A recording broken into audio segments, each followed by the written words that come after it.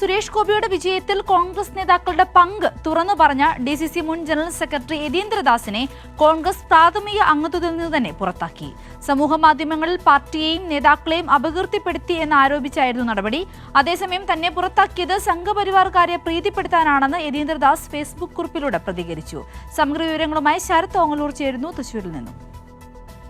Thiruvananthapuram DCC പ്രസിഡന്റായിരുന്ന പാലോട് രവിയുടെ ഒരു ശബ്ദ സന്ദേശം പുറത്താവുകയും അദ്ദേഹത്തിൽ നിന്ന് നേതൃത്വം രാജി എഴുതി വാങ്ങുകയും ചെയ്ത സാഹചര്യത്തിലാണ് തൃശൂർ DCCയുടെ മുൻ ജനറൽ സെക്രട്ടറിയായ യതീന്ദ്രദാസ് ഒരു ഫേസ്ബുക്ക് കുറിപ്പിട്ടത്.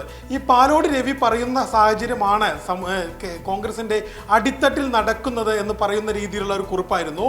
2024 ലോക്സഭാ തെരഞ്ഞെടുപ്പിൽ സുരേഷ് ഗോപി വലിയ വിജയം നേടിയത് കോൺഗ്രസിന്റെ ബ്ലോക്ക് മണ്ഡലം നേതാക്കളുടെ കുടുംബാംഗങ്ങളുടെ പിന്തുണയോട് കൂടിയിട്ടാണ് എന്ന് അദ്ദേഹം വലിയൊരു ആരോപണം ഉന്നയിച്ചു.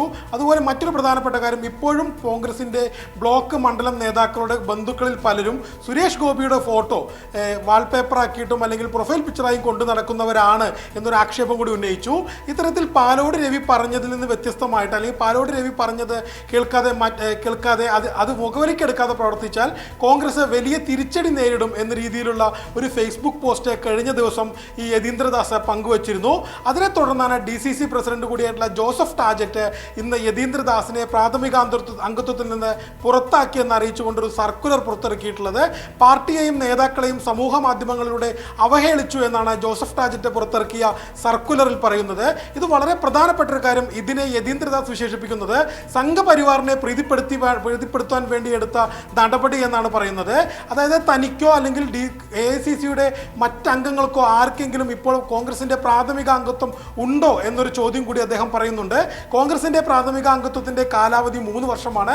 2018 ഇതിനു മുമ്പ് മെമ്പർഷിപ്പ് ക്യാമ്പയിൻ നടന്നിട്ടുള്ളത്. അപ്പോൾ ഇത്തരത്തിൽ ബൈലോ പ്രകാരം ഒരു വ്യക്തിയെ പുറത്താക്കാൻ കഴിയുമോ എന്നൊരു ചോദ്യം കൂടി അദ്ദേഹം ഉന്നയിക്കുന്നുണ്ട്.